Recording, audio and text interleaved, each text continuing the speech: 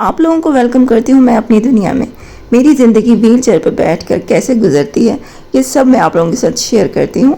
मेरी रोज़ की रूटीन देखने के लिए मेरे चैनल को ज़रूर सब्सक्राइब करके मेरी फैमिली का हिस्सा बन जाइए।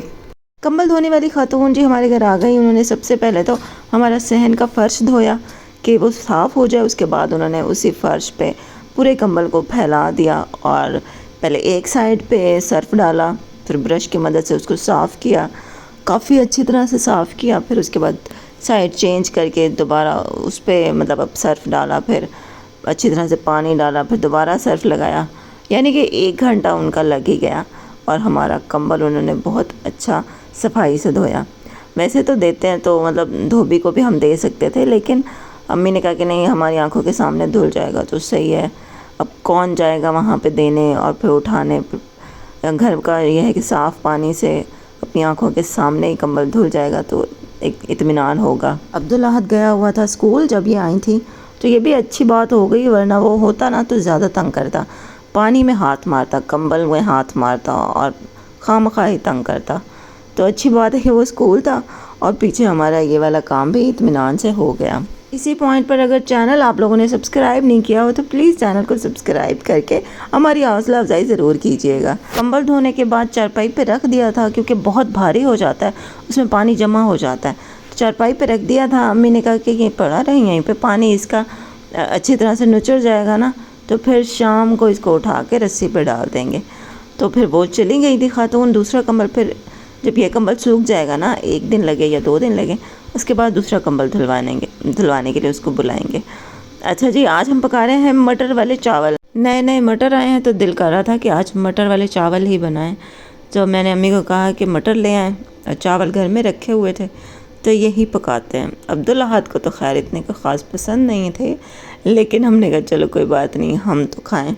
आजकल दिल बड़ा परेशान सा रहता है। फ़लस्तीन में जो कुछ हो रहा है उसको देखकर हर मुसलमान का दिल ही रो रहा है। छोटे छोटे बच्चों की लाशों को देखकर दिल पे क्या गुजर रही है बताना मुश्किल है अल्फाज में। दुनिया के किसी भी कोने में जो भी मुसलमान रहते हैं ना, उन सब का दिल इस वक्त रो रहा है फ़लस्तीनियों को देखकर। मुसलमान आपस में भाई भाई हैं, तो कहीं पर भी मुसलमानों को अगर तकलीफ़ दी जाती है तो दूसरे मुसलमान उसका दर्द महसूस कर सकते हैं।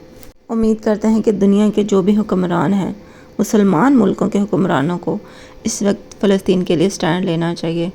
प्याज भूनने के बाद उसमें मैंने अदरक लहसुन का पेस्ट डाल दिया था, उसके बाद टमाटर डाल दिए और मैं डायरेक्ट कढ़ाई में ही मैंने प्याज भी काटे और टमाटर भी मैंने डायरेक्ट कढ़ाई में ही काटे हैं।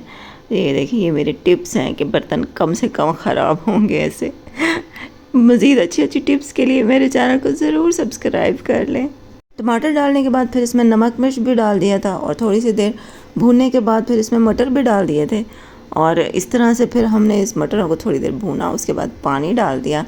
अच्छा, मटर अभी ये है कि नए नए हैं ना, जब बिल्कुल नए नए होते हैं तब भी थोड़े सख्त होते हैं और जब ये जानने वाले होते हैं तब भी थोड़े सख्त होते हैं। मतलब अच्छी तरह इनको ज़्यादा पानी में गलाना पड़ता है।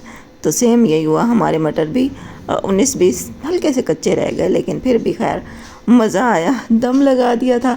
उसके बाद शाम को ये देखें, कंबल हमने रस्सी पर डाल दिया था, काफ़ी सारा पानी इसमें से निकल गया ना, तो फिर ये कुछ हल्का सा हो गया था। मौसम भी काफ़ी अब चेंज हो गया है तो सर्दी सर्दी सी हो गई है। पूरा दिन बादल रहे, उससे कड़क वाली धूप निकली ही नहीं है। तो ये कंबल खुश्क होने में मुझे लगता है 2 दिन तो लग ही जाएंगे, तो 2 दिन बाद ही दूसरा कंबल धुलवाएंगे। ये देखें बादल। और अब तो कमरे में मैं बैठी थी ना, मुझे तो सर्दी लग रही थी, लेकिन अब्दुल अहद कह रहा है, बार बार आके पंखा चला देता था कि मुझे गर्मी लग रही है मम्मा। बच्चा है ना, उसको तो इतनी ज़्यादा सर्दी नहीं लग रही थी, वो तो इंजॉय कर रहा था, लेकिन मुझे सर्दी लग रही थी। ये वाला जो खेस है ये अम्मी ने वॉशिंग मशीन में धोया था, अभी ये खुश्क हुआ खड़ा है। आज दोपहर के टाइम ये चावल बना लिए थे ना, तो शाम के टाइम हम बिल्कुल फ्री से बैठे हुए थे, कोई काम नहीं था। खाना तो बना लिया था, बस मेन काम खाना ही होता है। तो हम फारिग ही बैठे थे। फिर रात के पापा का कॉल आ गई, उन्होंने पूछा कि क्या पकाया था। मैंने कहा चावल बनाए थे। कहते हैं अच्छा चलो रखे हुए हैं तो मैं आ रहा हूँ। अस्सलाम वालेकुम जी, कैसे हैं आप सब लोग? उम्मीद है सब ठीक होंगे, खैरियत से होंगे। मैं भी अल्हम्दुलिल्लाह ठीक हूँ। चावल बना के मैं आ गई हूँ कमरे में और अभी मैं अब्दुल आपको कह रही हूँ कि खाना खा लो और फिर जाओ मदरसे पढ़ने। और अब उसकी बात सुने, कहता है मैंने रोटी खानी है, मैंने चावल नहीं खाने। मर्दों को क्या होता है कि वो चावल नहीं खाते, रोटी उनको चाहिए होती है। चिकन और चावल हो तो ये खाता है लड़का, वरना कहता है मैंने चावल नहीं खाने, मैंने रोटी खानी है। अब देखते हैं क्या करते। चावलों के साथ हमने मंगवाया था अचार, दही मंगवाई थी लेकिन दही तो मिली नहीं, तो अब्दुल्ला फिर अचार ही ले आया। अच्छा ये कह रहा था मुझे रोटी खानी है, रोटी खानी है। मैं इसको कह रही थी चावल ही खा लो। अब मैं रोटी कहाँ से बनाऊँ, आटा भी गूंदा हुआ नहीं रखा। तो उसी टाइम पर शुमाइला अपने लिए रोटी बना रही थी, तो उसने कहा कि चलो मैं एक रोटी बना देती हूँ, खा लेगा अचार के साथ। अस्सलाम वालेकुम, कैसे हैं आप सब? उम्मीद है आप सब लोग ठीक होंगे, खैरियत से होंगे। चलो भाई अब चावल ही खा लो, शाम को तुम्हें रोटी बना देंगे, ठीक है? चलो जैसे आपका हुक्म हो माँ। जैसे आपका हुक्म, वाह इतना फर्मा बरदार, माशाल्लाह।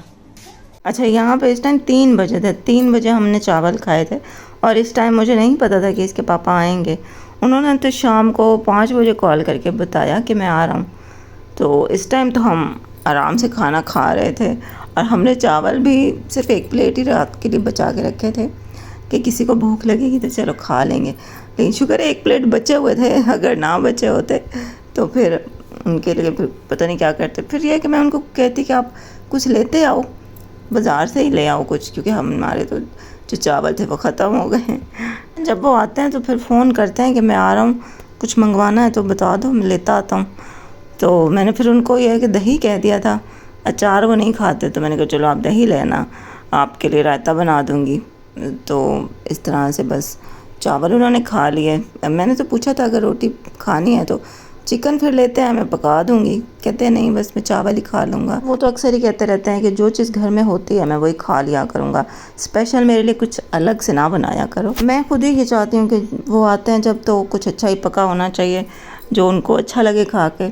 सब्जियाँ वो इतनी शौक से खाते नहीं हैं। रात को हाथ के पापा आए थे और उस टाइम मैं कुछ भी ब्लॉग शूट नहीं कर पाई, क्योंकि जब हाथ के पापा आते हैं ना तो अब्दुल्ला मुझे इतना तंग करता है मोबाइल के लिए कि मम्मा मुझे मोबाइल दे दो, मम्मा मुझे मोबाइल दे दो, बार बार मांगता है, क्योंकि उसको पता है कि मम्मा नहीं देंगी तो पापा सिफारिश कर देंगे और पापा लेके दे देंगे मुझे मोबाइल।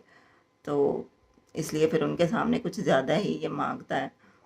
फिर ऐसा ही है, मैं अगर मना करती हूँ तो इसके पापा फिर उठा के दे देते हैं, तो ये फिर फ़ायदा उठा लेता है उस बात का।